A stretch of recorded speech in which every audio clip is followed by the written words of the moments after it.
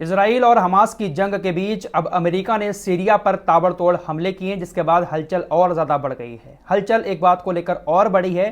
Qatar ने हमारे देश की नौसेना के 8 ऑफिसर्स को मौत की सज़ा सुनाई है। इस पर भी चर्चा करेंगे। साथ ही साथ WHO की तरफ से एक बड़ा बयान गाज़ा को लेकर आया है और यह बयान अमेरिका के राष्ट्रपति जो बाइडन के मुंह पर एक तमाचा है। जिनको लग रहा था कि फिलिस्तीनी मौत का आंकड़ा गलत बता रहे हैं, इतने सारे लोगों की मौत नहीं हुई है।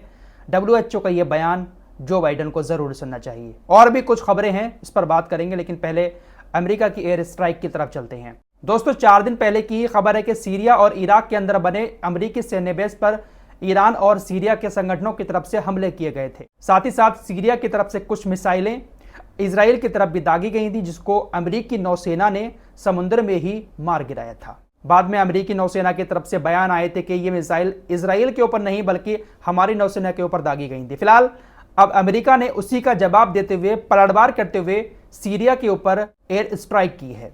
सीरिया में ईरान के रेवोल्यूशनरी गार्ड कॉर्प्स से जुड़े 2 स्थानों पर अमेरिका ने एयर स्ट्राइक की है। बम गिराकर 2 ठिकानों को बुरी तरह से तबाह कर दिया है। इस बात की जानकारी अमेरिका की सुरक्षा एजेंसी पेंटागन की तरफ से दी गई है।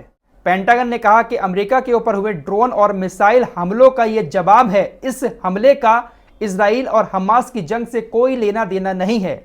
सीरिया की मिसाइलों ने अमेरिकी सैन्य बेस को निशाना बनाया था, तो उसके पलटवार में अपनी आत्मरक्षा में अमेरिका ने सीरिया के ऊपर ये एयर स्ट्राइक की है। खबरें ऐसी भी आ रही है कि तेल अवीव के अंदर अमेरिका की सेना पहुंच गई है इजराइल की सेना का साथ देने के लिए। और मिडिल ईस्ट में तो आपको पता ही है, अमेरिका ने अपना घेरा डाल ही रखा है। तो इजराइल और हमास की जंग के बीच में मिडिल ईस्ट में अमेरिका भी काफी पंगा कर रहा है।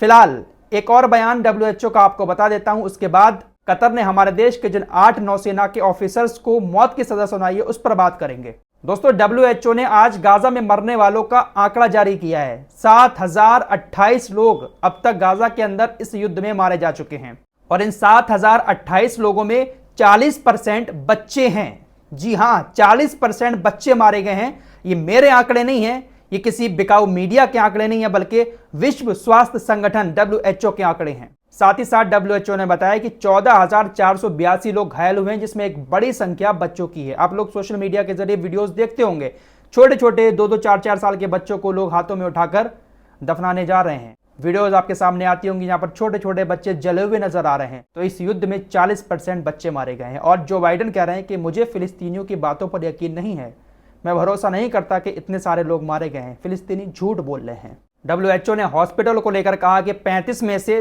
23 हॉस्पिटल अभी थोड़ा बहुत काम कर रहे हैं। जो क्लिनिक वगैरह थे वो पूरी तरह से ठप हो चुके हैं। इसके अलावा 30 ऐसे बच्चे हैं जो समय से थोड़ा पहले पैदा हो गए हैं और उनको इस वक्त मशीन में रखा गया है। साथ ही साथ 2000 लोग ऐसे हैं गाजा के अंदर जो कैंसर के मरीज हैं और जिनको तुरंत इलाज की जरूरत है। गाजा के अंदर 1000 लोगों को डायलिसिस की जरूरत है।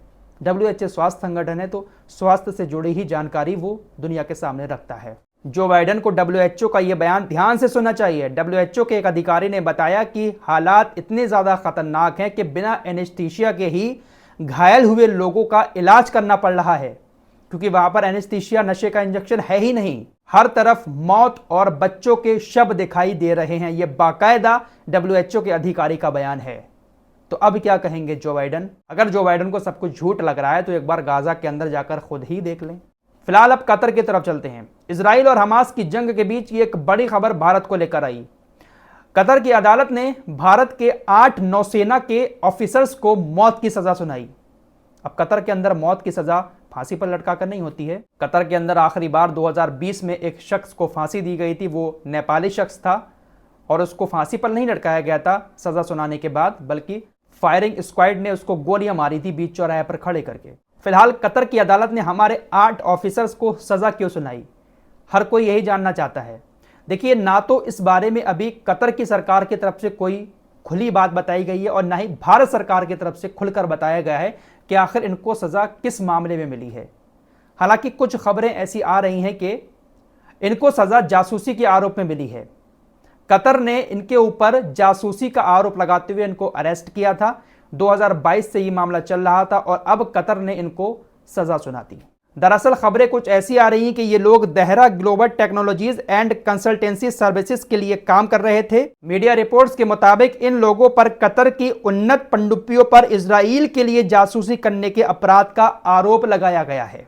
कतर ने इनके आरोपों को ज्यादा सार्वजनिक नहीं किया है, लेकिन मीडिया रिपोर्ट्स के हवाले से कुछ ऐसी खबरें आई हैं कि इजराइल के लिए ये जासूसी कर रहे थे, इसलिए कतर की सरकार ने इनको आरोपी मानकर अरेस्ट किया और अब इनको मौत की सजा सुना दी है। इस मामले पर हमारे देश के अंदर भी राजनीति बहुत ज्यादा तेज हो गई है। विपक्ष मोदी सरकार के ऊपर निशाना साध रहा है कि आपकी विदेश नीति फेल हो गई। क्या मोदी सरकार इन 8 लोगों को सही सलामत हमारे देश वापस ला सकती है? मोदी सरकार के ऊपर दबाव बनाया जा रहा है। असदुद्दीन ओवैसी के साथ साथ जितनी भी विपक्षी पार्टियां हैं वो मोदी जी से कह रही हैं कि इनको सही सलामत घर वापस लाओ। अब बीजेपी की तरफ से एक बयान आया है, हालांकि मोदी जी ने अभी इस मामले में कुछ नहीं कहा है। बीजेपी के एक नेता उन्होंने कहा कि हम कानूनी लड़ाई लड़ेंगे और अपने देश के ऑफिसर्स को सही सलामत वापस लाएंगे। इंटरनेशनल कोर्ट में हम इसको लेकर जाएंगे, मामला क्या है उन सारे तथ्यों की जांच करेंगे और सही सलामत इनको वापस लेकर आएंगे। अब देखते हैं कि मोदी सरकार की विदेश नीति यहां पर कितना काम आती है। वैसे कतर में मौत की सजा बहुत कम दी जाती है। कई बार ऐसा हुआ है हाल ही में, जब अदालतों ने मौत की सजा का ऐलान किया उसके बाद अपने फैसलों को पलट लिया। 2020 में जब नेपाली शख्स को मौत की सजा हुई थी तो उससे 17 साल पहले तक एक भी शख्स को मौत की सजा नहीं सुनाई गई थी। तो बहुत कम होती है। अब इस मामले में भी अगर हमारा देश ठीक से कानूनी प्रक्रिया लेकर आगे बढ़े तो शायद अपने जवानों को बचाया जा सकता है। फिलहाल देखते हैं कि मोदी जी की विदेश नीति कितना काम आती है। मिलते हैं एक और नई वीडियो के साथ, तब तक के लिए अपना ख्याल रखिए।